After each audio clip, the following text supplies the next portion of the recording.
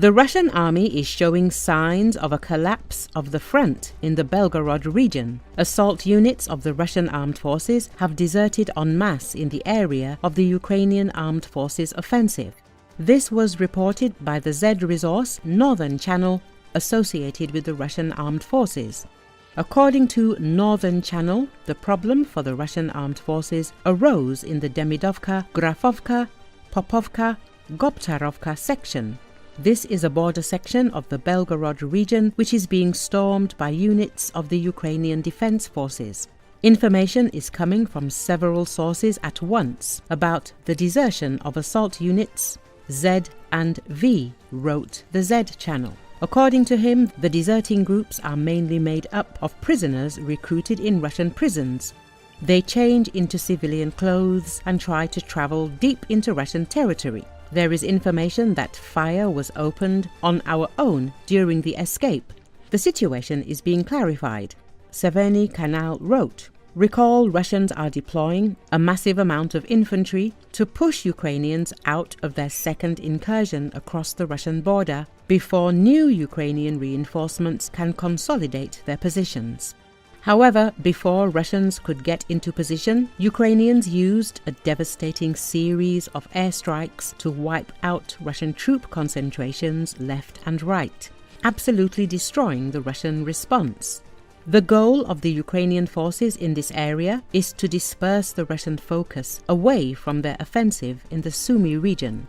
To achieve this, Ukrainians aim to fight on a battlefield of their choosing by deploying forces to strengthen their incursion in the Belgorod region.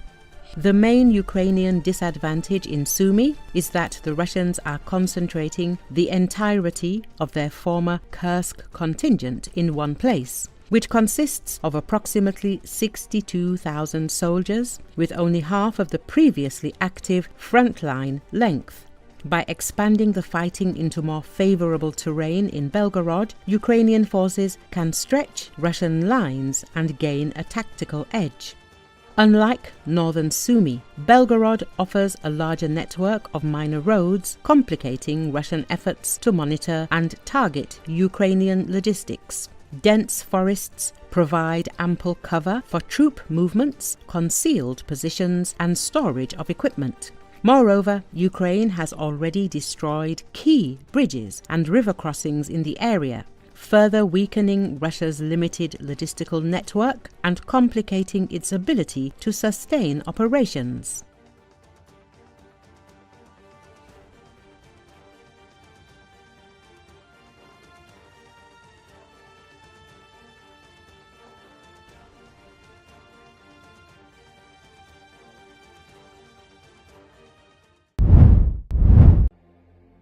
Kremlin spokesman Dmitry Peskov on Wednesday commented on the cancelled meeting between top US, British, French and Ukrainian diplomats in London. According to Associated Press, Peskov said during the phone briefing with reporters that, as far as we understand, it has not yet been possible to bring positions on some issues closer together. We continue our contacts with the Americans, we have no contact with the Europeans, and with the Ukrainians as well. Although President Putin remains open to such contacts, Peskov said in a call with reporters. Kremlin spokesman also reaffirmed that Russia continues to oppose the deployment of any European troops to Ukraine as part of a settlement, noting that it will effectively amount to the deployment of NATO's forces and assets to Ukraine. This is actually what was the root cause, one of the root causes, for the start of the special military operation, he added. Commenting on whether Moscow is ready to freeze the fighting along the current line of contact and regarding demands for the recognition of Crimea as Russian as part of a deal, Peskov said that the Kremlin wouldn't publicly discuss details of the negotiations. Any drafts of settlement options cannot be public. As soon as they become public they lose their effectiveness. Work is conducted in a discreet manner and it should be conducted in silence, he said. A planned meeting Wednesday between top US, British, French and Ukrainian diplomats to push for a peace deal between Russia and Ukraine was scrapped at the last minute amid little sign of progress in international efforts to end the more than 3-year conflict. Насколько мы понимаем, пока не удалось сблизить позиции по каким-то вопросам. Вот, и поэтому эта встреча сейчас не состоялась. Мы продолжаем наши контакты с американцами. Контактов с европейцами у нас нет, контактов с украинцами тоже. Хотя президент Путин сохраняет свою открытость к таким контактам. Россия по-прежнему выступает против. Фактически это будут силы и средства НАТО на территории Украины. То есть это, собственно, то, что было первопричиной для начала, одной из первопричин для начала специальной военной операции. Сейчас ситуация достаточно подвижная, поэтому все очень быстро меняется. Вот, и поэтому будем вас информировать уже, что называется, по факту, с тем, чтобы исключить какие-то неправильные ожидания, неправильные понимания и так далее. Любые наброски разных вариантов регулирования не могут быть публичными. Как только они становятся публичными, они теряют свою эффективность. Работа ведется в дискретном режиме, и она должна вестись в работе тишины. The Atesh partisan movement has called on Crimean residents to help gather information needed to destroy the Crimean bridge. The partisans made the appeal via telegram, according to Ukrinform. The Kerch bridge has become a key element in the occupation of Crimea and must be destroyed. We, the Atesh movement, are reaching out to the residents of Kerch and all of Crimea.